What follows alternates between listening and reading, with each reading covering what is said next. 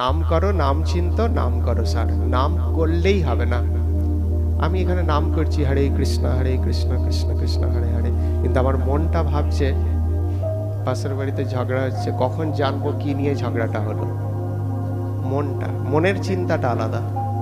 আমি এখানে হরিনাম করছি হরে কৃষ্ণ কৃষ্ণ কৃষ্ণ হরে হরে, আমি ভাবছি যুবসাথীর বেকার ভাতা যেটা, ওটা আমার মেসেজ আসলো কিনা, দেখি টাকাটা ঢুকলো কিনা, ঠিক আছে, বা আমার বার্ধক্য ভাতাটা আসলো কিনা, কিংবা আমার এইটা আসলো কিনা, লক্ষ্মীর ভান্ডারের এবারের মেসেজটা ঢুকলো কিনা।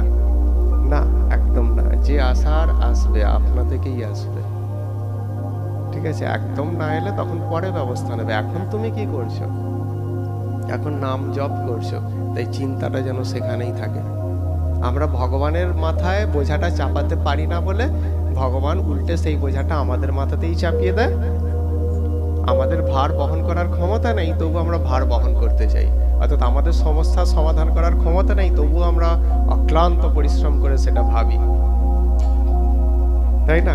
ভগবানের জিনিস ভগবানকে ছেড়ে দাও, কি করলে হয় করো, কি করলে হয় করো, ঠিক করে দেবেন অবশ্যই। কিন্তু আমাদের সেই বিশ্বাসটা নেই, তার প্রতি বিশ্বাস রাখতে হয়, অগাধ বিশ্বাস। সেই নামের ভজন করা, নাম করো, আর তার সঙ্গে সঙ্গে নামকে চিন্তন করো।